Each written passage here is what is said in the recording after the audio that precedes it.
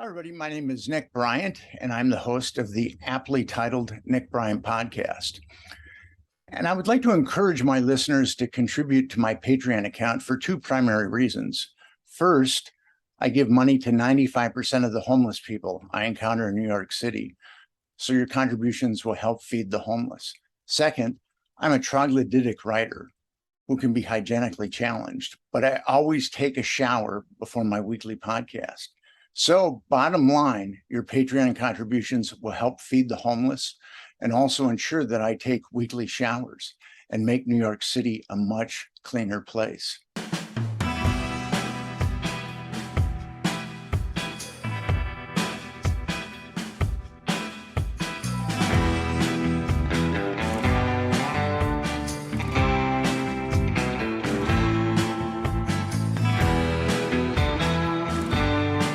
The paper reports that two of the male prostitutes were given a late-night tour of the White House last year.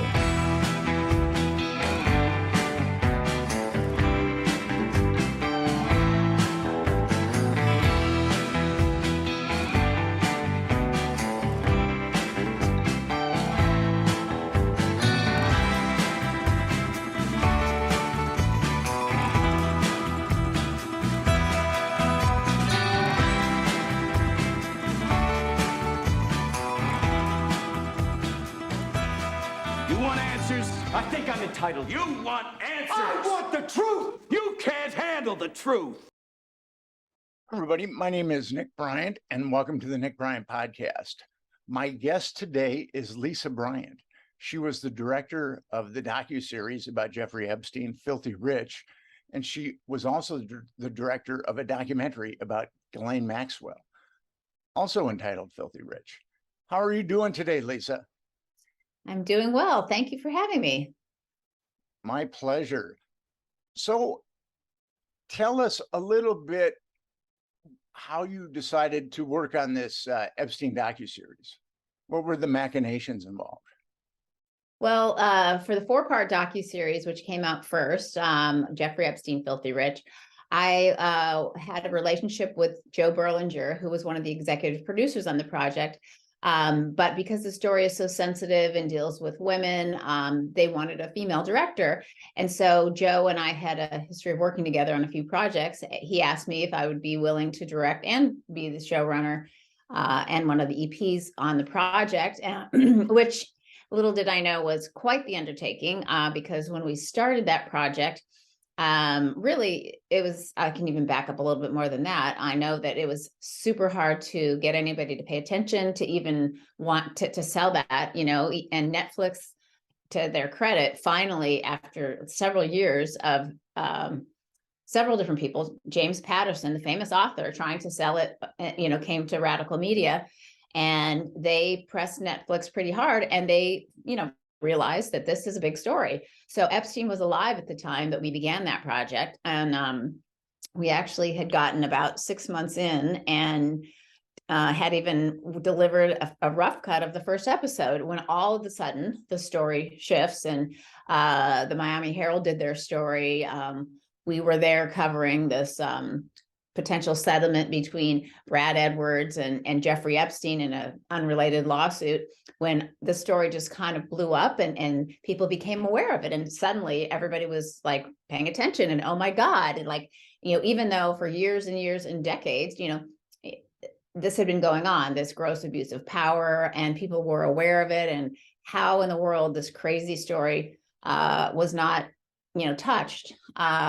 When there were so many opportunities, is crazy. So that's kind of how I got into it, but I didn't really know what I was getting into. It was going to be such the big story, and such a difficult story, and such a journey for me that ended up going about 4 years now. And I think it's finally over, at least for me, after the Maxwell trial and her Filthy Rich documentary film airing. So I can identify with that. When I wrote the Franklin scandal, I thought, well, I'll get an article published on it and then a book deal, and then we'll be able to wrap it up in a couple of years. And I'm still working on it. So it's that optimism that we have that I think helps us sometimes. Although my optimism was a little delusional, thinking that I could get something done as quickly as I thought, or get anything done.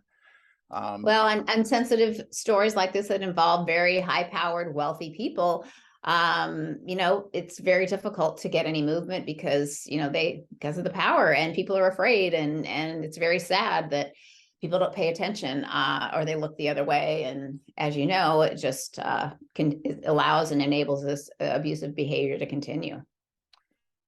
I know that all too well. So you originally, while Epstein was alive, you originally called this the Florida Project. It's to be as clandestine as possible. Well, every project, I think, at any company, just to be transparent, because you don't know what the title is going to be. So it has some sort of like untitled Florida Project, untitled, Maxwell Project. Actually, that, to be even more clandestine, was called Project Winter. Not really sure why, but that's what it was called for a while. How would you know it was called the Florida Project, and why is that of interest? Curious. Well, you've got a quote here. We worked with a secret server. We had cameras in our room. We had to safeguard our media because his people are known for hacking computers.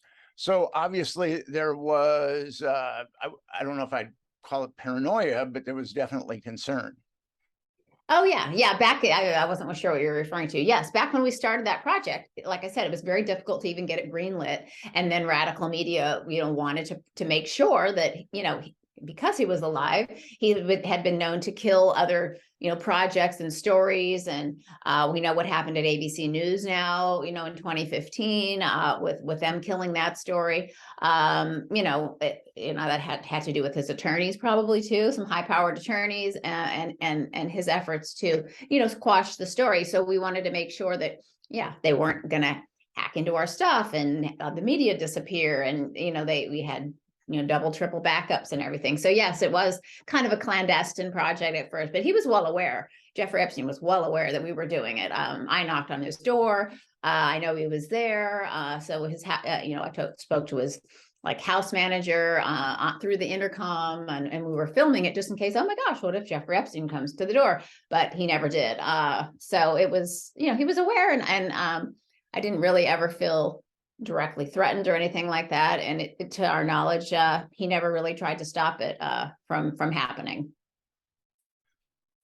So give us the machinations of how you got into this project in the first place.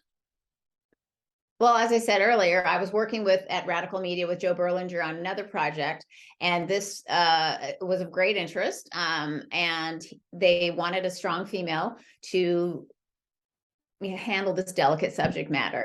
And, I, as a mother myself, I was shocked and horrified. The more I read, the more I was interested, the more I was outraged at how this abuse could have continued for so many years, with nothing happening. And so I was assigned to the project and happy to do it, but had no idea how difficult it was going to be, especially because he was alive. When our team started, we had a very small team. We needed a much bigger team for such a huge story that had so many tentacles that just went every which way. But especially particularly when he was alive, nobody would talk. And still pretty much nobody wants to talk or be associated with him or Ghislaine Maxwell or anyone who had anything to do with him or knew him or anything. That was particularly the case when he was alive. I think we delivered our first episode, and we had one woman in silhouette and another that went on camera. Well, after he was arrested and then subsequently, died, had the suicide, the floodgates opened a little bit, at least in the survivors' standpoint, in their bucket. They started to talk and they felt empowered. But it was a very difficult process trying to get anybody who knew him as a friend or, a colleague, called zillions of people in that black book. And nobody, you'd get a hang up or a no way, or every now and then you'd get somebody who really wanted to do the right thing, wanted to say what they knew and wanted to talk about it. But then, we've had many times where then they would say, okay, I'll do it. And then the next day, they're like, what am I crazy? I call back and they're like, no way am I doing this, or my daughter or my son would be horrified if I was, so it was very difficult to get people to go on camera and on the record with any tidbit of information about him, just even the most simple things.